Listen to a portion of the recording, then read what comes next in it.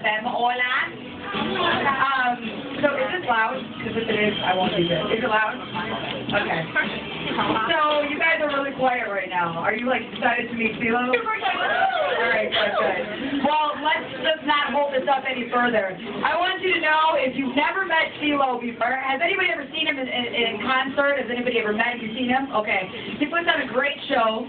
And he is the most down-to-earth person that you can meet. He is a great person, and I've had the honor of being able to work with him in the past since in 2004. So I've known him for quite some time, and I actually got to see him live on Oprah. So ladies and gentlemen, put your hands together for the man, Cee-Lo Green.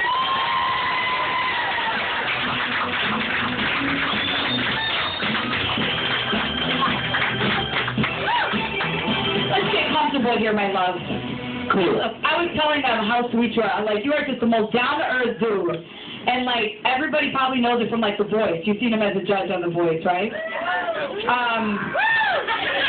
Those are the most lamest woos ever. Cee-Lo's been doing so much. And what the hell? Like, it just, out of nowhere, it was like, you took a little break, a little hiatus, and it was like you were hiding out to bring out all the creativity and pop up in the biggest way. So I just want to congratulate you on the latest success. Well, thank you, honey. So, okay, so NBC is The Voice. Yes. It's taken me about 18 years to get an overnight success. Not really. You're already a big deal from before. You've already been doing the hip-hop thing forever. Albums out with that. Been doing production with a whole lot of people. That's right. Got your new album. Actually came back with Gnarls Barkley, All Crazy. Yeah. Did that. Yeah. Then came back as just like a Cee-Lo Green. Started getting hits. And like, oh my goodness, I started seeing you like on Oprah Winfrey doing things. And now you've got commercials coming out and endorsements. And what else? You've got another hip-hop album coming out as well, don't you? I do. I'm working on a reunion album with Goody Mob right now. Yes. Got that going on, and then you said that you also want to do another album before your next solo album again. Yeah, well, we were talking about things that we could do that would be cost-efficient and convenient in terms of time, and so I had this great idea of just doing a covers album. Mm-hmm. And so, like, it's called Under the Covers with Cee-Lo Green.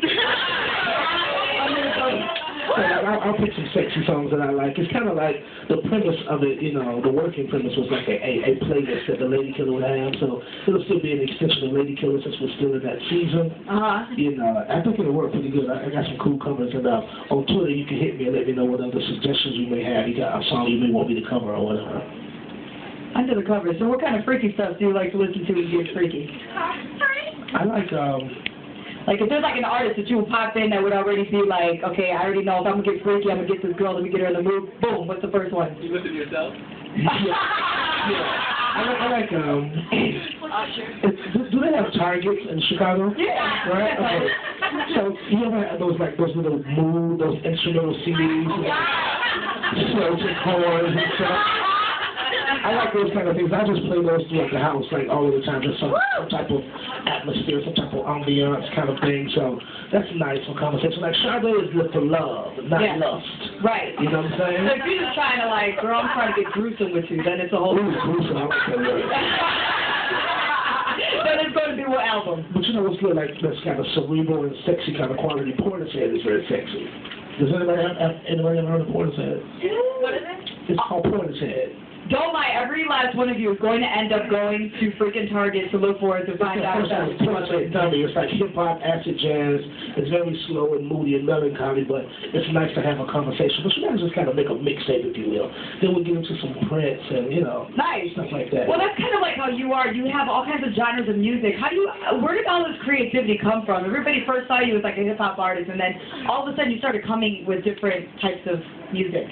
You know what? To be totally honest, I believe that the success that I'm having comes from me being a bigger fan. You know, and this is a way that I get a chance to showcase this quality on The Voice, too. You know what I'm saying? Like, I'm just a very big fan of music, and you know, I'm very shameless and very, you know, prideful about, you know, my fanship about music and all the many idols and inspirations that I've had. And, you know, I'm very encouraged and I'm brave. You know what I'm saying? Like, you know, because of it, I'm just set free. And I like to be, you know, the gift that keeps on giving. So that motivates me, you know what I mean? Well, just like you're here in town for Lollapalooza this weekend, which is a big deal to be a part of it. I mean, it's been around for 20 years, and it's a huge deal in Chicago. Different other big artists. You're like, when they say headliners for Lollapalooza, it's a 3-day event, they say the headliners are Eminem, Cee-Lo, and Coldplay. Wow. So, I didn't know that. yeah, you are. What do you think? When are you performing? I perform tomorrow night. I go on after Eminem. I go on before Eminem, actually. So do you see what I mean? Headliners. Okay. So what kind of show would they be expecting? Of course, we're going to hear some of your, you know, absolute amazing hits. But are you doing anything different that you're going to be adding in that you haven't done before? Yeah, it'll definitely be a cool look. It'll be something to see, a spectacle, something sensational and fabulous. You know, I mean, of course, I have a beautiful all-girl band. Nice. You know, and do you have more peacock outfits? No, I only do that the one time. Do people even know where they came from? I don't know. Do you guys know where they came from? I was referencing, well, I was paying a homage to Elton John's 1977 performance of Crocodile Rock on The Muppet Show. So when I was a kid, I was born in '75. I'm 36 years old, and so I was 2 when this was going on. But it remained a very hazy memory in my mind. And then when we were discussing about different options of the performance for the Grammys, they wanted me to do a version of Glee, and I didn't like that so much, you know. But I was like, you know, they're giving me an opportunity to perform for the second time, so I don't want to mess it up. I know I'm having a successful run right now, you know. They kind of think, oh, you got a great song out right now, so you got an attitude. So, you know, so before I let that happen, I said I got to come up with something brilliant. And then about a month prior to, I had been thinking about this, you know, this Elton John performance, and I went on YouTube and I found it. I was like, oh, there it is, preserved. You know what I'm saying? And I was wondering why it had come back to mind. And I thought to myself, well, maybe that's it. Maybe I can do this. So that's what it is. It's Elton John. Go back and look at that clip. It's almost identical. You know? Basically, you said you schooled everybody just now. Yeah. And so that's a way to get people involved in music history, in music education. It's important. You know what I'm saying? Like, you know, don't imitate each other. Go and imitate the great ones. You know what I'm saying? I noticed you did that on The Voice as well on NBC. Are you going to be returning for the next season, and it's going to be the same judges? Definitely. Yeah. You're also going to be acting. You will be playing a role as a father coming up soon, I hear. That's right. Tell them about that, please. Well, how many hip-hop heads we got in the house? So you're all familiar with the mighty Wu-Tang representing Shaolin, Staten Island, New York. We got familiar with Wu-Tang. All right, so Raekwon the chef called me. We've been friends for years, and people have kind of likened us to each other. They feel like we favored or we could be brothers or whatever. And so I'm like, yeah, I can see that. Raekwon's one of my favorite MCs of all time. And, you know, fortunately, he's a friend of mine, too. So he reached out to me and he said he was doing a biography of his life. And he asked me, could I play his father or would I play his father? Is that crazy? Like, wow. You know, so it's going to be a big, gigantic moment in hip-hop. You know what I mean? Like when this comes to be. So I'm very excited about that. Wow, so you're just doing so much. So what out of everything when you come to Chicago, because you come here often, because you're also going to be doing Glamorama next week at Macy's. He's doing a really good event, you know, fashion show kind of thing at Macy's. What is your favorite thing that you have to do when you come to Chicago? Go to Portillo's. Nice. Do you have a favorite pizza spot in Chicago? No, I don't. You have to have, I don't know about you guys. Do you guys have a favorite deep dish spot? Mine is Gino's East Pepperoni and Mushroom Deep Dish. Well, I may have to make one exception. I'm not supposed to eat red sauce because it's bad. It bothers me real bad. But do you want some chicken or something? Harold's chicken. Yeah, baby, Harold's chicken. All right, well, geez, I was trying to hook you up with some good pizza. I do the thin crust Giordano's, but the deep dish, I'm trying it out. Portillo's, we'll take you to do that. So, anybody have any questions that you definitely wanted to know about Cee-Lo? Yes. I know you did a voice for a character on the Boondocks. Are you doing any more cartoon work? Yeah, I just did an episode of American Dad that'll be coming out soon. American Dad, that's great. They kind of did like a play off of Little Shop of Horrors, but instead of a plant, I'm a singing hot tub. So. Hey, you performed live recently, I was saying, on one of the final episodes of Oprah. It was like during her little finale where she was having the countdown. Yeah. Are you friends with Oprah? I guess I can say that she was very friendly to me. She really was. He performed Bright Lights, Bigger City before. It was like a huge hit on the radio. It was just coming out. And by the way, it's a huge hit on 103.5 Kiss FM. I hope so. I really want to. Do you guys love that song, Bright Lights, Bigger City? I love that song. I get cruise through it and everything. But and so he did this performance, and Oprah was just getting it. She was just back there. She was just dancing or whatever. And I started noticing she was kind of like really, really friendly with you. So Oprah like tried to hook up. I don't blame her. No, she's very sweet to me, and I'm very, very grateful for her allowing me to be a part of such a historic occasion. Yeah. To be on the last few shows of Oprah. I mean, like, that's awesome. I mean, what could happen next, you know? Besides your own, what's your favorite album out right now? Or songs? For a while, I was really into the Chris Brown, Busta Rhymes, Lil Wayne. I love that record. Look at me now. Yeah. That's what it comes to mind really quick off the top of my head. All right, well, you guys have any questions for Cee-Lo? Because he's got a busy, busy schedule. Go ahead.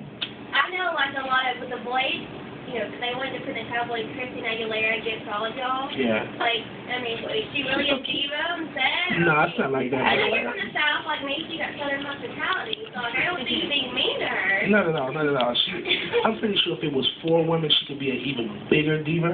Right. You know, but and we're just all a bunch of guys. We're like a bunch of goofballs on set, and so she has no reason to. But she's the only woman there, so she's very taken care of, and you know, so she has a staff of about 17 people I've counted, you know, around her at all times. And so if that's what people consider diva, then yeah. But in terms of attitude or being nasty or unprofessional, no, never. That's not her.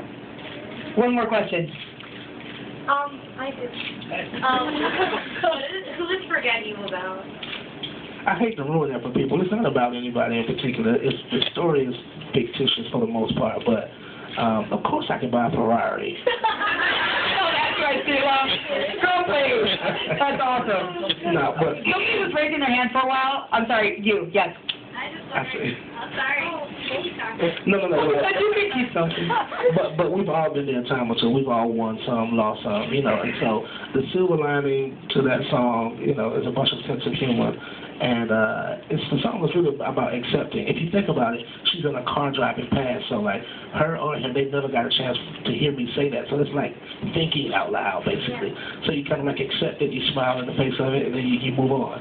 So that's what the song was ultimately about. You know, I just thought about that Gwyneth Paltrow redid your song, right? Right, on Glee. Right, but she is going to be here with her husband, you think, for the whole Coldplay thing? Oh, Chris, yeah. So you guys will probably end up hanging out? Yeah, or are you like, girl, stop trying to take my song? No, I reached out to her. Gwyneth is a sweet girl, and Chris is real cool, too. All right. Well, listen, he does have to go. I'm sorry. But we are going to get to your question. I'm just going to ask you what bars you're going to hit up while you're in Are you trying to get him drunk? That's hilarious. I don't know. Everyone wants to get me drunk and take advantage of me. I don't know. No, I don't really know. I'll probably be riding so high off a great performance tomorrow and tonight. I'll probably take it easy tonight and probably just do something in the lobby of the hotel. I'm at the W, so it's kind of cracking over there, too. So crazy. Cee-Lo, they brought their baby to see you, dude. Where's that baby? Don't be scared, girl. He wants to see your child. Will he come to me?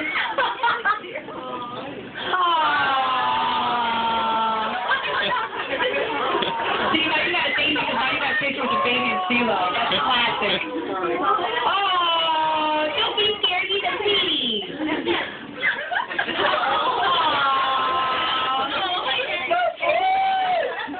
Staring at you. Like, I like your chain. All right, you guys, why don't we give it up for Cee-Lo being just such a down-to-earth guy. Thank you for stopping by, Cee-Lo. I know you have a busy schedule. You guys, you guys want to take some pictures with Cee-Lo? How about we line up? Right here will be the beginning of the line. And if you can please have a single final line, like around the wall.